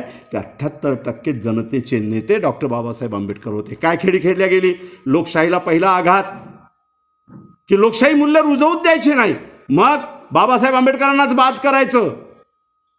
क्रिप्स आला, बोले कि बाबा साहब आंबेडकर आप नहीं आ सकते क्योंकि आप किसके प्रतिनिधि हो. मजूर पक्ष ये कोई धर्म का प्रतीक नहीं है, आप सेक्युलर हो. तेव्हा बाबासाहेब आंबेडकरांना स्वतंत्र मजूर पक्ष डिलीट करावं लागलं, रद्द करावं लागलं आणि all India scheduled caste federation बनवावं लागलं. आणि मग शेड्यूल कास्टचे प्रतिनिधी म्हणून बाबासाहेबांना बोलवण्यात आलं. तेव्हा बाबासाहेबांनी ब्रिटिशांना धमकी दिलेली आहे. काय धमकी दिली? तुमच्या देशाची जेवढी लोकसंख्या नाही त्याच्या दुप्पट या देशामध्ये अस्पृश्य राहतात. इंग्लंड, ब्रिटन, ऑस्ट्रेलिया याच्यासारखे 4-4 देश या देशात मावतील एवढी लोकसंख्या आमची आहे. आणि माझं म्हणणं जर ऐकून घेतलं नाही आणि डिप्रेस्ड क्लासचं जर प्रतिनिधित्व मान्य केलं नाही तर मी स्वातंत्र्य कबूल करणार नाही. आणि जेव्हा कबूल करणार नाही तेव्हा जे युद्ध होणार याच्यासाठी तुम्ही जबाबदार असणार. पत्रकारानं विचारलं, डॉक्टर बाबासाहेब आंबेडकर, तुमचं स्वातंत्र्याच्या या सगळ्या प्रत्यक्ष युद्धामध्ये काय काम आहे? डॉक्टर बाबासाहेब आंबेडकर म्हणाले, म्हणजे काय? नाही, प्रत्यक्ष म्हणजे हे सशस्त्र युद्ध जे चाललं आहे इंग्रजांसोबत त्याच्यामध्ये तुमचं काय योगदान आहे? तेव्हा बाबासाहेब आंबेडकर त्याला हसून बोलले की तुला माझा इतिहास माहीत नाही का? भीमा कोरेगाव नाही माहीत का तुला? आमच्या शौर्याबद्दल शंका कशाला घेतो? आम्ही उतरतो ना, ज्या दिवशी आम्हाला वाटेल त्या दिवशी आम्ही उतरू ना. पण प्रश्न असा आहे की माझ्या एका इशारावर ब्रिटन आणि इंग्लंडपेक्षा दुप्पट असलेली माणसं रस्त्यावर उतरली आणि ब्रिटिशांना हरवून ब्रिटिशांना जर या देशाबाहेर गेली आणि देशाबाहेर केली तर उरलेल्या व्यवस्थेमध्ये आमचा सहभाग काय किंवा उरलेली व्यवस्था कुणाच्या हातात जाईल? इथं माझी लढाई आहे. माझी लढाई केवळ शस्त्राची नाही आहे, माझी लढाई प्रस्तावनेमध्ये जे काही दिलेलं आहे त्याच्यासाठी आहे. भारताच्या संविधानाच्या प्रस्तावनेमध्ये जे दिलेलं आहे ते सहभागाचा मुद्दा माझ्या लढाईचा मुद्दा आहे. म्हणून मी जी लढाई करतो आहे ते या देशातील 18 पगड जातींच्या 80% नागावलेल्या लोकांसाठी लढतो आहे. म्हणून महात्मा गांधीला म्हणाले की मला मातृभूमी नाही. तेव्हा आमचा गोड गैरसमज असा होतो की बाबासाहेब आंबेडकर हे फक्त अस्पृश्यांसाठी बोलत होते की अस्पृश्यांना मातृभूमी नाही. अमित शहाजी आणि मोदीजी सत्तेवर आल्यानंतर भारताच्या लोकशाहीला धार्मिक लोकशाहीमध्ये बदलण्यासाठी त्यांनी 20 ते 22 लाख हे हिंदू बाहेर फेकले गेले. आणि मग ओरड झाल्यानंतर यांनी तो कायदा रद्द केला. महत्वाचा मुद्दा असा की बाबासाहेब आंबेडकर जेव्हा महात्मा गांधींना म्हणतात की मुझे मातृभूमी नाहीये, एनआरसी सीएचं 13वं कॉलम तुम्ही वाचलं होतं काय? एनआरसी सीएचं जे कॉलम दिलेलं आहे त्याची 13व्या कॉलमामध्ये अट अशी होती, जो भारताचा नागरिक नसेल त्याला या देशाच्या कोणत्याही शिक्षण व्यवस्थेमध्ये सहभाग मिळणार नाही, रेशन व्यवस्थेमध्ये सहभाग मिळणार नाही, समाज कल्याण, आरोग्य आणि इतर व्यवस्थेमध्ये त्याला जागा मिळणार नाही, त्याला न्यायालयात जाण्याचा अधिकार राहणार नाही, त्याला पोलीस कंप्लेंट करण्याचा अधिकार राहणार नाही, तो नागरिकच नाही तर नळ, वीज, पाणी, नगरपालिकेची कोणतीही सोय घेण्याचा त्याला अधिकार राहणार नाही. कारण तो नागरिक नाही. नागरिक नाही म्हणून त्याला स्वतंत्र भारतातील कोणतीही भौतिक सुविधा अधिकार म्हणून मागण्याचा अधिकारच नाही. बाबासाहेब आंबेडकर जेव्हा लोकशाहीकडे पाहतात तेव्हा म्हणतात की माझ्या लोकांना मातृभूमी नाही, तेव्हा या देशातील 89% लोकांना मातृभूमी नाही आहे हे बाबासाहेब सांगत होते. हे तुमच्या लक्षात आलं नव्हतं काय? कसं ब्रिटिशांच्या काळात किती लोकांना मतदानाचा अधिकार होता? केवळ 3%. कधी या दृष्टिकोनातून जरा विचार करा की लोकशाही कशी आली, काय आली. 3% लोकांना फक्त मतदानाचा अधिकार होता. आणि जेव्हा स्वतंत्र भारताच्या पूर्वी निवडणूक झाली 1935 मध्ये तेव्हा एकूण 11% लोकांना फक्त मतदानाचा अधिकार होता. ज्या दिवशी संविधान लिहायला बसले डॉक्टर आंबेडकर त्या दिवशी या भारतातील फक्त 11% लोकांना मताधिकार होता. म्हणजे स्वतंत्र होणारा भारत, त्याचा मूळ निवासी, त्याचा मालक या देशातील फक्त 11% लोक होते. हे एनआरसी सीए होतं ना की ज्याला मतदानाचा अधिकार नसेल त्याला कोणत्याही भौतिक सुविधा मागण्याचा अधिकारच राहणार नाही. मग फक्त 11% लोकांना मतदानाचा अधिकार होता ना संविधान बनण्यापूर्वी. आज प्रत्येक माणसाकडे मतदानाचा अधिकार झाला ना, ठीक आहे ना. सांस्कृतिक द्वेष म्हणून तुम्ही एका आदिवासी मुलाच्या चेहऱ्यावर लघवी करू शकता हो, पण संविधानानं मतदानाचा मुलाधिकार देऊन जो सिस्टम तुम्हाला दिलं त्या सिस्टम मध्ये आदिवासी मुर्मू नावाची महिला राष्ट्रपती सुद्धा बनू शकते.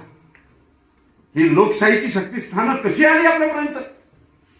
आज तुम्ही मुसलमानांना ठेचून मारू शकता, तरी मुसलमानाचा कॅलिबर माणसाला तुम्ही डावलू शकत नाही, तो राष्ट्रपती बनतो ना.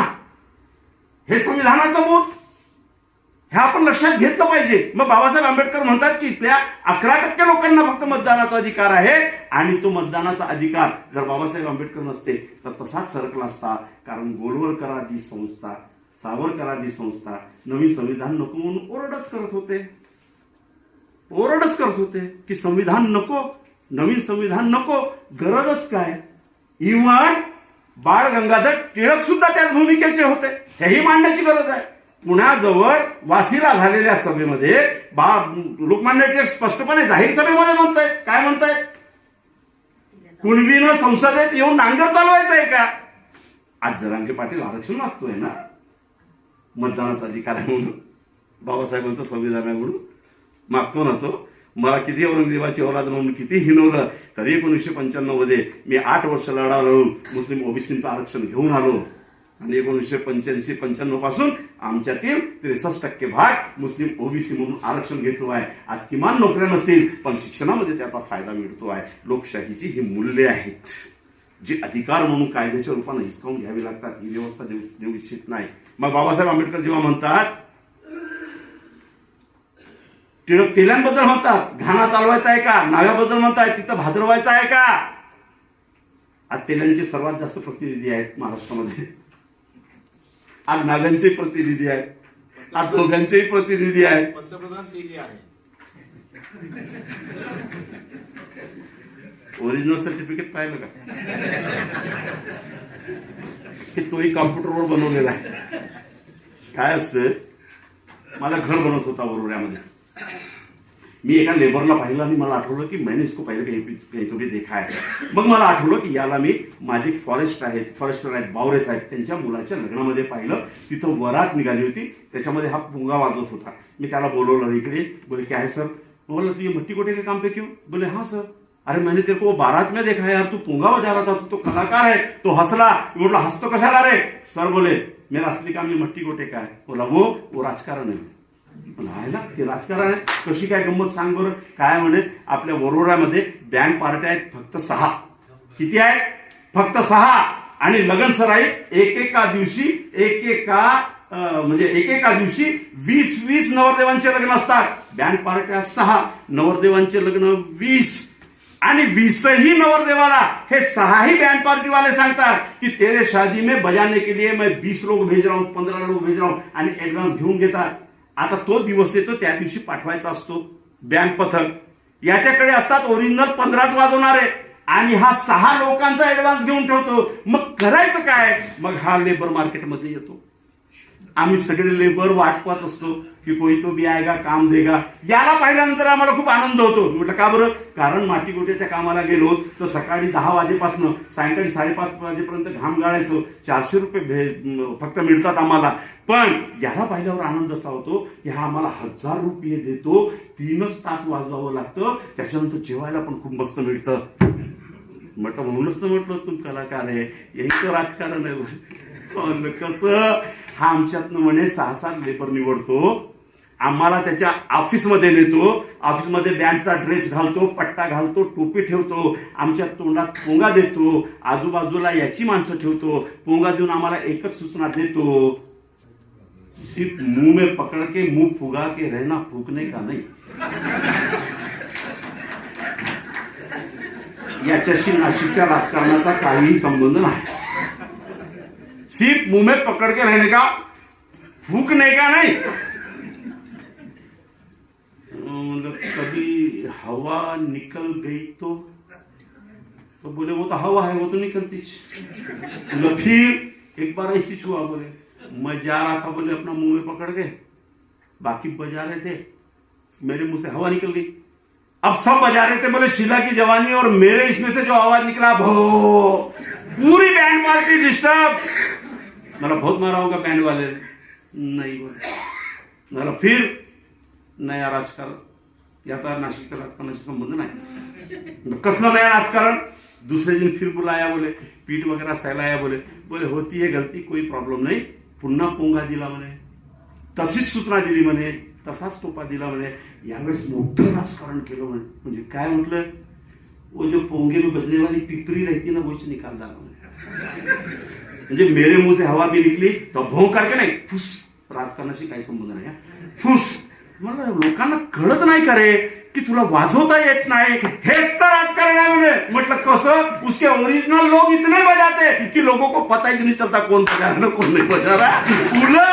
उलट नवर देवाचा भाऊ नाचत नाचत येतो, 500ची नोट काढून ओरिजिनल जो वाजवतो त्याच्यावर ओवाडतो आणि माझ्या खिशात टाकतो. तेव्हा तो डोळे वटावून म्हणतो, अबे बजारा मैन कमाल आहे तू.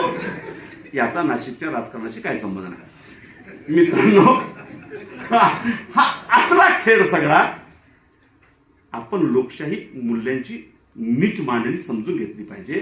तेव्हा बाबासाहेब आंबेडकर म्हणतात की जोपर्यंत मतदानाचा अधिकार मिळणार नाही तोपर्यंत भारतात लोकशाही स्थापित होऊ शकत नाही. बाबासाहेब भांडले आणि या देशाला प्रत्येक माणसाला मताधिकार मिळालं. या भांडणामध्ये अनेक लोक सामील होते, केवळ बाबासाहेब नव्हते, ते पुढाकार घेत होते. अनेक लोकांनी समर्थन केलेलं आहे, त्याच्यात मुस्लिमांनी सुद्धा समर्थन केलेलं आहे. आणि अशा प्रकारे एका मोठ्या व्यवस्थेशी भांडत असताना कशाला हो 1925 पर्यंत कायद्याने अस्पृश्यता मान्य होती.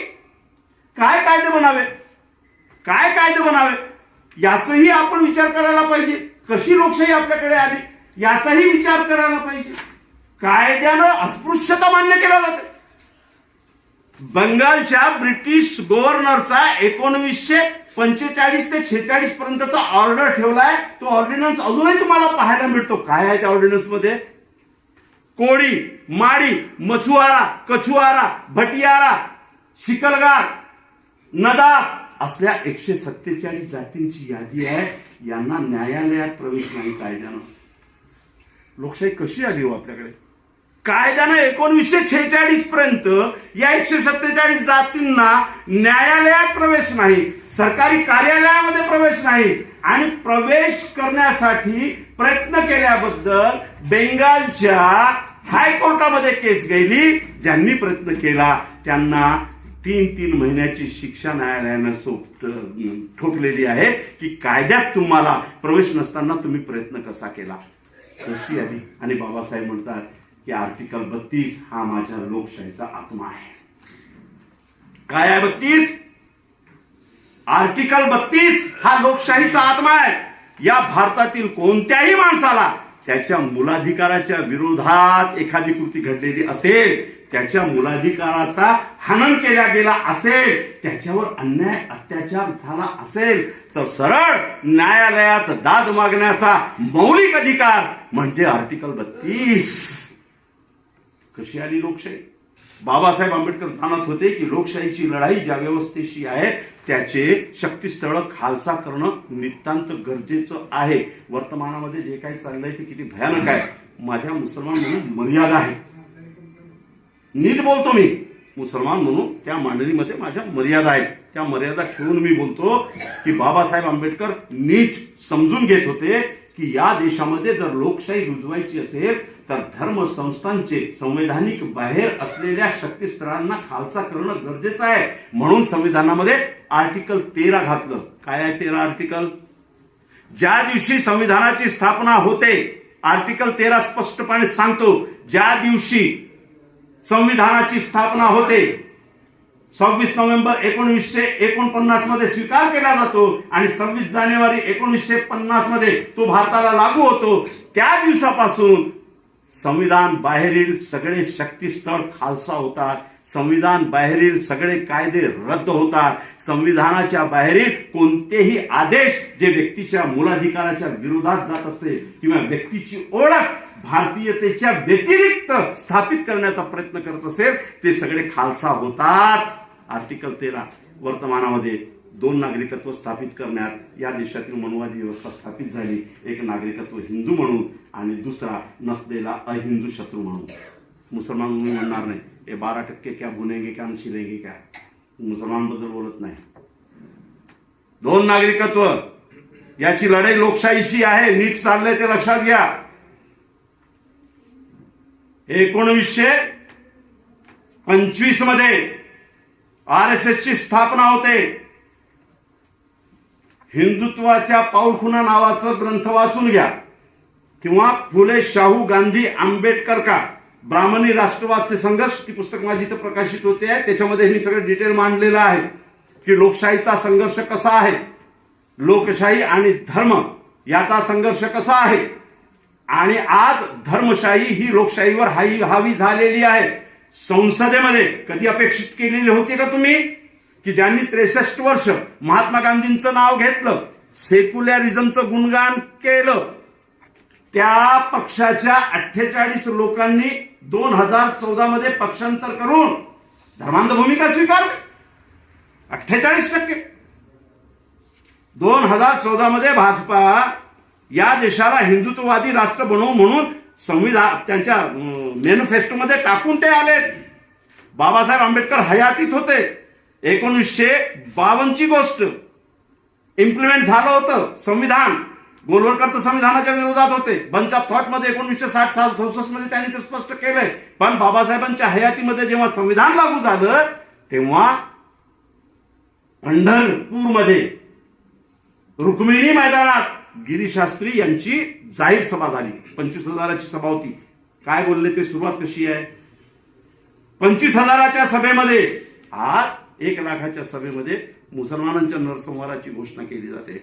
आज 2 लाखांच्या सभेमध्ये जो हमारा धर्म भूमिका नहीं मानेगा उसको हम यहाँ जिंदा नहीं रखेंगे म्हणून घोषणा केल्या जातात. आज यहाँ पे रहना होगा तो यही खाना होगा, यहाँ पे रहना होगा तो यही गाना होगा म्हणण्याचं धारिष्ट गेलं.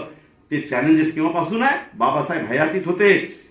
जेव्हा बाबासाहेब हयातीत होते 25,000ची सभा घेतली आणि गिरीशास्त्रींनी सुरुवात कशी केली.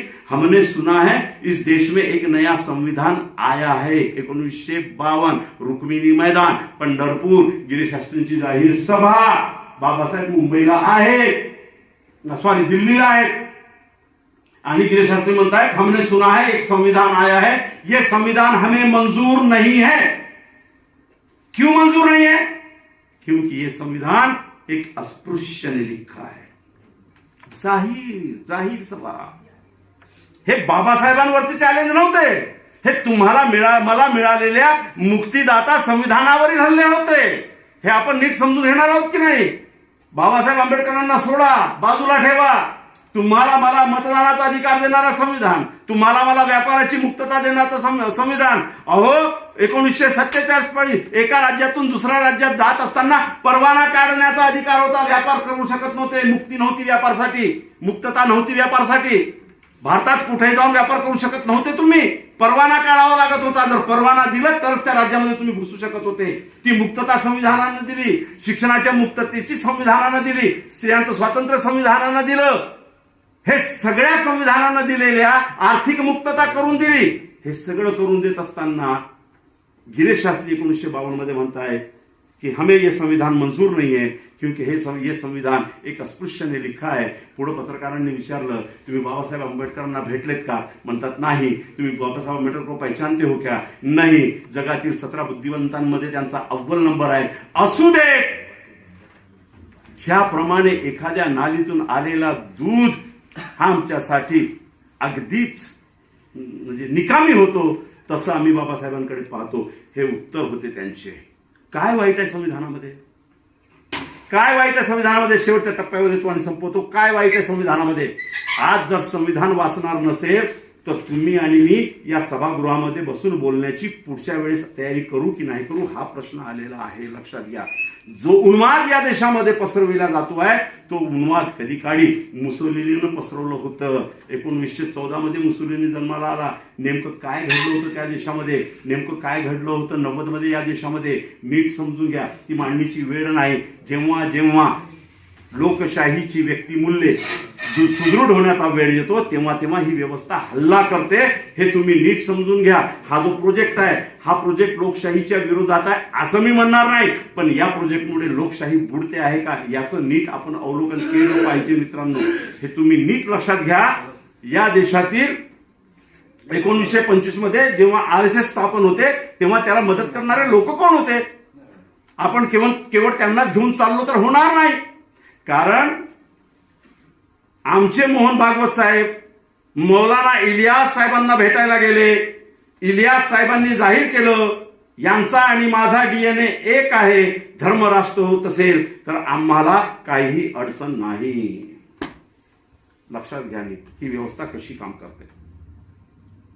मौलाना इलियास म्हणतात आणि आता बहुतांशी मौलाना म्हणतायत की धर्मराष्ट्र हो जाएगा तो हमें अडचण नाही आहे. या मूर्खांना माहिती नाही आहे की जेव्हा धर्मराष्ट्र पुष्यशृंग मित्रानं बनवलं त्यावेळेस 84,000 विहार जाऊन टाकलेत.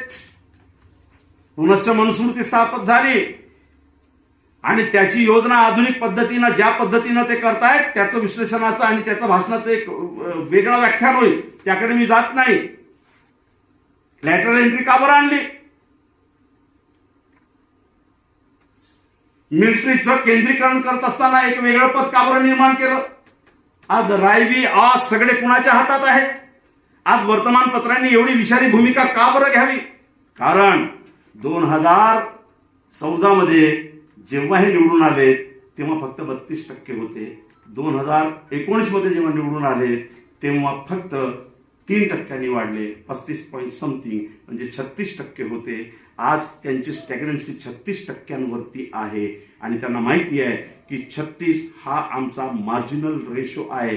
1% आम्ही वाढू किंवा 1% घटू, याच्या पलीकडे आम्ही जाऊ शकत नाही. अशा वेळेस भारताची लोकशाही धर्म लोकशाहीमध्ये बदलली नाही तर आमची ही जी थांबण्याची वेळ आहे ही नष्ट होईल हे त्यांच्या लक्षात आलं आणि मग त्यांनी एक्सेस पीपलची थेअरी वापरली. काय होतं एक्सेस पीपलची थेअरी? बस एवढं सांगतो आणि रजा घेतो. काय होतं एक्सेस पीपल? एखादा पक्ष जेव्हा देशाच्या वरती आपली विचारधारा प्रमुख मानून देशाला गिळंकृत करण्यासाठी पुढे जातो आणि त्याला निश्चित होते की मी फक्त एवढ्याच मताधिकारापर्यंत जाऊ शकतो, याच्या पलीकडे मी जाऊ शकत नाही, तेव्हा उरलेला समूह हा त्याच्यासाठी एक्सेस पीपल होतो. हे पॉलिटिकल सायन्स मधली स्टॅब्लिश झालेली थेअरी आहे. मी त्याचाही विद्यार्थी राहिल्यामुळं मला ते समजतं. आता या सगळ्या लोकांना ज्यांना मुळात संविधान नको आहे आणि धर्मराष्ट्राकडे ज्यांची वाटचाल चाललेली आहे त्यांच्यासाठी आम्ही जवळपास 65% लोक एक्सेस पीपल आहोत. मग आम्ही काँग्रेसमध्ये असू देत, राष्ट्रवादीमध्ये असू देत, इकडे असू देत, तिकडे असू देत, कुठेही असू देत, पण आपण त्यांच्यासाठी एक्सेस पीपल आहोत. त्यांचा निवडून येण्याचा आणि त्यांचा टार्गेट जो आहे त्याच्यासाठी सत्ता हस्तगत करण्याचा जो त्यांचा फंड आहे तो फक्त 35% लोकांवरती केंद्रित आहे. मग इकडे त्यांना मेहनत करण्याची गरज नाही. हे कोण 35%? या देशातील सगळा भांडवलवादी कारखानदार वर्ग, मोठा ब्राह्मणी व्यवस्थेतील वैश्य कारखानदार वर्ग, याची लोकसंख्या आहे 20%. हा कन्फर्म आहे त्यांच्याशी, हा त्यांच्यापासून दूर जाणार नाही. कारण त्यांच्या व्यवस्थेचा तो मोठा लाभार्थी आहे. अडाणी असाच वरती येत नाही हो, जगातला अव्वल नंबरचा झाला. त्या हिडनबर्गनं एवढं सगळं काढल्यानंतरही पुन्हा देशाचा अव्वल नंबरचा झाला. काल परवा तो रामदेव बाबा बोलला ओबीसी काही भाड नाही, आणि रामदेव बाबाकडे स्वतंत्र 3 देश आहेत, बेट आहेत, बेट म्हणजे देश आहे स्वतंत्र. कुठून आला हा पैसा? काय मेहनत केली यांनी? कुठं नांदेड चालवलं, कुठं चांबारासारखा व्यवसाय केलं, कुठं पानटेला चालवलं, काय केलं यांनी? कुणीच विचारायला तयार नाही. अडाणीनं केलं काय? या देशाच्या बजेटच्या जवळपास 80% बजेट त्याच्याजवळ आहे. काय केलं त्यानं? आता ही जी शिफ्टिंग आहे ही 20% लोकांमध्ये झालेली आहे, त्यांचे कन्फर्म आहे. कारण त्यांना आता ही शिफ्टिंग जर निश्चित पुन्हा लांबवायची असेल तर त्यांना भाजपाला मदत करावं लागतं. राहिले 15% लोक हिंदू मुस्लिम ध्रुवीकरणामधून सहज हिंदुत्वाच्या नावानं त्यांच्याकडे वळतात. असे त्यांचे 35% हे कन्फर्मेशन झालेले वोट आहेत. राहिला आपला 65% लोकांचा. कधी मदरस्यावर हल्ला करायचं, कधी विहारावर हल्ला करायचं, कधी सिखांचं काही ना काही उपटून काढायचं, कधी चर्चवर हल्ला करायचा आणि या सगळ्या समाजाला विस्कळीत करायचं. आणि दुसरीकडे याच समाजामध्ये एवढी फूट पाडून टाकायची की हा समाज कधी एकत्रित यायला नको. 65% विखुरला की 35%वरती आपण येतो. लोकशाही पुढील सर्वात मोठा चॅलेंज आता 2024 मध्ये हा आलेला आहे. कारण लोकशाही मूल्य जे रसातळाला जात आहेत ते रसातळाला जाण्यासाठी 3 शक्ती त्यांच्याकडे आहेत. बस शेवटचं सांगतो आणि रजा घेतो. बाबासाहेब आंबेडकर बोलले होते की संविधानाला डोक्यावर घेऊन नाचू नका. आमचे भाऊ, आता मी फुलेशाह आंबेडकरी आंदोलनामध्ये जास्त आहोत. आता बिलासपूरला होतो मी, तेव्हा आमच्यासोबत जोगेंद्र कवाडे साहेब होते. शेवटी माझं भाषण होतं. मग काही लोक बोलले तवा नाही की पवित्र ग्रंथ है संविधान, हम सर पर लेकर नाचेंगे. और खबरदार संविधान को किसी ने हाथ लगाया तो हम हाथ कलम कर डालेंगे, सर छाट देंगे. तेव्हा मी म्हणलो का बकऱ्याचं पिल्लू की कोंबडीचं पिल्लू आहे संविधान? एखादा बांधलेला बकरा आहे की कोंबडीचं पिल्लू आहे की कुणी हात लावलं तर तुम्ही जाऊन त्याला कापाल, त्याला माराल? अरे संविधान बदलण्याच्या 3 प्रक्रिया संविधानातच निश्चित आहेत. 1952 मध्ये पहिली केस सुप्रीम कोर्टात गेली. 1967 मध्ये शेवटचा याच्यावरचा वादविवाद झाला आणि सुप्रीम कोर्टानं 1967 मध्ये जाहीर केलं. काय जाहीर केलंय सुप्रीम कोर्टानं? संविधानाच्या प्रत्येक कलमामध्ये बदल करण्याचा, नव्हे मूलाधिकारात सुद्धा बदल करण्याचा अधिकार संसदेला आहे. हा सुप्रीम कोर्टचा डिसिजन आहे. डोक्यावर संविधान घेऊन नाचणाऱ्यांनो, हा पवित्र ग्रंथ म्हणून उगीच भावनिक बनू नका. म्हणून बाबासाहेब म्हणाले होते काही पवित्र बिवित्र नाही. हा कलमांचा सांगाडा आहे. या सांगाड्याचा हृदय कोणता आहे, या सांगाड्याचा मेंदू कोणता आहे तेही स्पष्ट केलं होतं. हा जो संविधान नावाचा सांगाडा आहे याचा मेंदू हृदय संसद आहे, याचा मेंदू आणि हृदय विधानसभा आहेत. हे 2 बरोबर चालले तर हा सांगाडा जिवंत चालेल. हे 2 जर विकृत झाले तर हा सांगाडा विकृत होईल. सिंपल आणि सोपी डेफिनेशन. मग बाबासाहेब म्हटले की कशा पद्धतीने बदलता येतात? 1, संसदेमध्ये बहुमतानं कोणताही कायदा बदलता येतो, मूलाधिकारही बदलता येतो.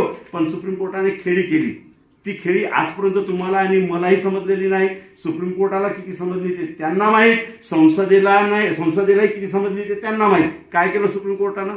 सुप्रीम कोर्टाने 1967 मध्ये हा निर्णय देत असताना की संसदेला कोणत्याही कायद्यात बदल करण्याचा अधिकार आहे, नव्हे मूलाधिकारामध्ये सुद्धा बदल करण्याचा अधिकार आहे, परंतु त्यांना संविधानाची चौकट बदलता येणार नाही. आता गंमत अशी आहे सर, चौकट म्हणजे काय हे सुप्रीम कोर्टाने निश्चित केलं नाही आणि संसद म्हणला की बराबर आहे. सुप्रीम कोर्ट का संसदेनेही निश्चित केलं नाही की चौकट म्हणजे काय. चौकट म्हणजे काय? आता हे लटकलेलं असं आहे. म्हणून पहिल्यांदा जे बदलता येतं संविधान ते बहुमताच्या भरोशावर संसदेत बदलता येतं. त्यांनी प्रयत्न करून पाहिला NRC मध्ये, त्यांनी प्रयत्न करून पाहिला कृषी कायद्याच्या अनुषंगानं. पब्लिक त्यांच्या अंगावर गेली तेव्हा त्यांच्या लक्षात आलं की सरळ बहुमतात असलो तरी संसदेत हे करता येत नाही. कारण काहीही झालं तरी लोकशाहीमध्ये एवढी जागृती निर्माण झाली आहे की पब्लिक डोमेनमध्ये जर आपण मांडलं तर पब्लिक अंगावर येईल. म्हणजे संसदेमध्ये सरळ संविधान बदलता येत नाही. मग दुसरा उपाय, जे कायदे सरळ बदलता येत नाही त्याचे पर्यायी कायदे बहुमताच्या भरोशावर संविधानात टाकायचे. याच्यात ते यशस्वी झाले. 2014 पासून 2023 पर्यंत जवळपास 300 विधेयक, छोटे मोठे कायदे संसदेच्या माध्यमातून या संविधानात टाकण्यात आले. लॅटरल एंट्री, कोणतीही परीक्षा पास न होता डायरेक्ट सेक्रेटरी, जॉईंट सेक्रेटरी, अहो संरक्षण यंत्रणेसारखा नाजूक विभाग, त्या डिपार्टमेंटचा असिस्टंट सेक्रेटरी एका यंत्रनिर्माण कंपनीचा डायरेक्टर बनलाय. काय कमाल आहे. कोणत्या संविधानाला घेऊन नाचता? असली कलम असलेला संविधान, ज्या संविधानाच्या मूळ गाभ्यामध्ये शिक्षणाच्या सार्वत्रिकरणाचं बेसिक मूल्य आहे ते बदलून आज खाजगीकरणाचं संपूर्ण म्हणजे मूल्यच टाकलेलं आहे या संविधानामध्ये. त्या संविधानाला घेऊन नाचायचं का? 128 खाजगी विद्यापीठं या सरकारनं मान्य केली. 232 खाजगी विद्यापीठं मंजुरीसाठी तयार आहेत. सगळे UGC अप्रूव्ड. आणि काहीच तुमच्या हाती उरणार नाही. 2024 नंतर तुम्ही संपणार आहात का? नाही, संपूच शकत नाही. तुम्ही संपू नये म्हणून 80 कोटी लोकांना 2 वेळचं जेवण देण्याची तरतूद केलेली आहे. किती दयावान सरकार आहे, किती दयावान सरकार आहे.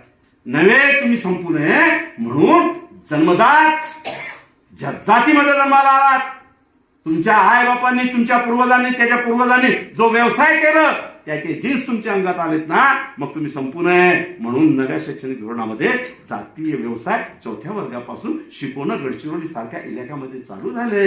गोंडांना प्रशिक्षण देण्यात येत आहे. मोहापासून दारू कशी बनवल्या जाते उद्योग केंद्रातील अधिकारी येऊन ती प्रोसेस सांगतायत. संपणारा समाज नाही आहे, पण गोलवरकरांनी वी अँड अवर नेशन मध्ये जे मांडून ठेवलंय त्याची प्रतिकृती लोकशाही समोर उतरलेली आहे. काय मांडलं त्यांनी? We are the martial race. ते म्हणतात की आम्ही मार्शल रेस आहोत कारण आम्ही आर्य आहोत आणि मार्शल रेस असल्यामुळे आम्ही कुणाच्याही अखत्यारीत जाणार नाही. सत्ता करणे, सत्ता गाजवणे हा आमचा जन्मसिद्ध अधिकार आहे. आम्ही ते करू. इतरांनी आमच्या सोबत यावं, नसतील येत तर त्यांना नमवू. प्रत्येकानं प्रत्येकाच्या पायरीवर उभं राहून आपलं स्वायत्त जगावं. ही आहे आधुनिक लोकशाहीकडे चाललेली वाटचाल. आणि कशाच्या भरोशावर? संसद आणि विधानसभेच्या भरोशावर. म्हणून दुसरा अमेंडमेंट संविधानामध्ये जे करता येतं ते असं नवीन कलमा घालून, सगळ्या कलमा घातल्यात, खाजगीकरणाचे कलमा घातल्यात. कधी विचार केला होता का तुमच्या सार्वजनिक कंपन्या विकल्या जातील? काय या सार्वजनिक कंपन्या? लोकशाहीमध्ये तुमच्या प्रतिनिधित्वाचं आणि देशाला सेवा देणाऱ्या संस्थांमध्ये तुमच्या स्वाभिमानाचं प्रतिनिधित्व म्हणजे सार्वजनिक कंपन्या होत्या. या सगळ्या खाजगी करून टाकल्यात. अशा प्रकारे नवीन कलमा घालून संविधानाला बदलता येतो. आणि शेवटचा उपाय संविधानाला बदलण्याचा जो मुसोलिनी आणि हिटलरनं नीट पद्धतीनं प्रपोजलच्या रूपानं या देशाला, या जगाला सांगितलाय तो असा आहे की देशामध्ये एवढी भयानक धार्मिक द्वंद्वतेची व्यवस्था निर्माण करा, जातीय द्वंद्वतेची व्यवस्था निर्माण करा की संपूर्ण समाज फक्त आत्मरक्षणाकडे केंद्रित झाला पाहिजे आणि एक दुसऱ्याला एवढा भ्यायला पाहिजे की संविधानामध्ये त्याच्यासाठी काय लिहिलंय याच्याकडे त्याचा लक्ष जाता कामा नये आणि सगळ्या संविधानाची संवैधानिक प्रक्रिया ठप्प झाली पाहिजे. हेच आम्ही मागच्या 6-7 वर्षात बघतो आहे. सगळी संवैधानिक प्रक्रिया ठप्प झाल्यासारखी दिसते आणि आम्ही फक्त धर्म आणि धर्माच्या बागुलमुगात फसलेलो आहोत. हे वर्तमानाचे मोठे चॅलेंज आहेत. ते म्हणतात की हम स्वतंत्रता देंगे. काही कोंबड्या बेडव्यामध्ये बंद होत्या. कोंबड्या माहिती आहे ना, बेडव्यांमध्ये बंद होत्या. खाटी गेला आणि बोलला कोंबड्यांना, अरे तुम्हाला स्वातंत्र्य दिलं. कोंबड्या नाचायला लागल्यात, बोले की कितना अच्छा दिन आया हाजी साहब, कितना अच्छा दिन आया कि मुंडी पकड़ के निकाल के काटता था, आज बोल रहा है मुर्गियों को की तुमको आजादी दी. कोंबड्या थै थै नाचायला लागल्यात आणि त्या खटकाल्या म्हणाला, अरे जरा स्वातंत्र्याचं आंदोलन, स्वातंत्र्याचा आनंद घेऊ दे, जरा या बेडव्याचं दार तर उघड, जरा पिंजऱ्याचं दार तर उघड. तेव्हा तो खाटीक बोलला, नाही पिंजऱ्याचा दार उघडला जाणार नाही. कोंबड्या बोलल्या, पिंजऱ्याचं दार उघडलं जाणार नाही. आणि तू म्हणालास की तुमको आझादी दे दी, स्वतंत्रतेचं आंदोलन घ्या, स्वतंत्रतेचं आंदोलन घ्या. हे कसं काय? तेव्हा खाटीक बोलला की तुम्हाला स्वयंनिर्णयाचं स्वातंत्र्य दिलंय. कोंबड्या बोलल्या की हो, म्हणूनच तर आम्ही स्वयंनिर्णय घेतो की दार उघड राहते आणि आम्हाला बाहेर जाऊ दे. नाही, स्वयंनिर्णय फक्त एवढं घ्यायचंय, तुम्हाला कापायचं हे तर निश्चित, पण कापल्यानंतर तुम्हीच सांगा, हा स्वयंनिर्णय घ्या की तुम्हाला तेलात तळायचे की तुपात तळायचे. हे स्वातंत्र्य तुम्हाला देतोय. वर्तमानाच्या सगळ्या लोकशाहीकडे नीट बघा, नीट बघा. कोरोनाच्या काळामध्ये अब्जो रुपयाचा प्रधानमंत्र्यांचा फंड कुणाला माहिती आहे? इथं कुठे गेला? कॅग मधून बाहेर, अंकेक्षणातून बाहेर. कुठे आहे तो फंड? आणि इंडिया टुडेमध्ये त्यावेळेस इंडिया टुडे खूप रिनाऊन्स होता, खूप आक्रमक होता. तेव्हा त्यांनी एक लेख छापलं, टेंटेटिव्हली किती मिळालं.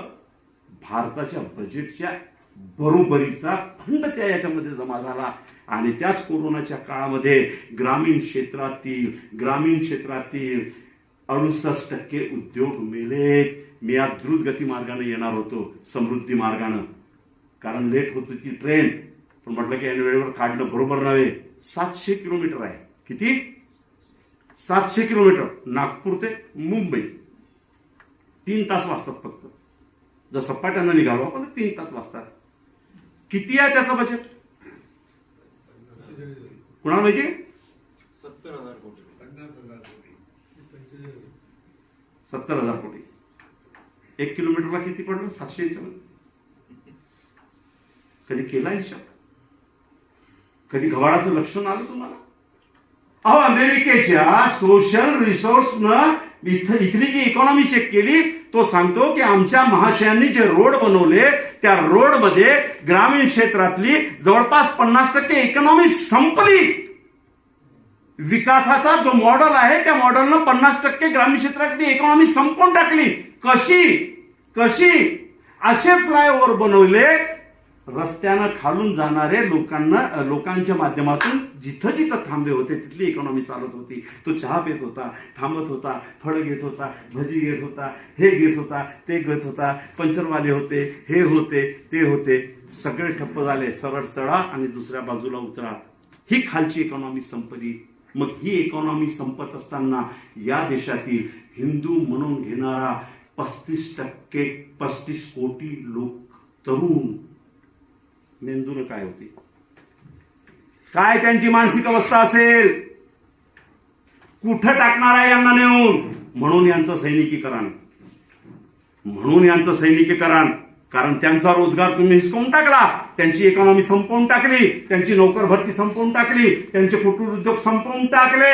आणि आता हा एक 35 कोटीच्या घरातील हिंदू तरुण जो रिकामा होत आहे त्याला कुठं नेणार. त्याच्या डोक्यात जो विध्वंसक विचार येतो आहे त्याला दिशा देण्याचं काम हे धर्मांध शक्ती करतायत. मग धर्मांध शक्तींना शत्रू हवा असतो. शत्रू कोण हेही सांगण्याची आज गरज आहे. लोकशाहीचा मुर्दा याच्या पूर्वीही पाकिस्तान आणि भारताच्या नावानं हिंदू मुसलमानांच्या दंगलीतच गेला. वर्तमानाच्या लोकशाहीचा मुर्दा सुद्धा हिंदू आणि मुसलमानांच्याच भानगडीत हे करणार आहेत. परंतु त्यावेळेस पाकिस्तान आणि हा देश एक सशक्त मुसलमान असतील का जाती, पण भारतातील मुसलमान कोण आहेत हे तुमच्या बाजूला राहणारे 12% मुसलमान पैकी त्याच्यापैकी 80% मुसलमानांकडे रोजगारच नाही. जो हाताला मिळेल तो रोजगार करतो.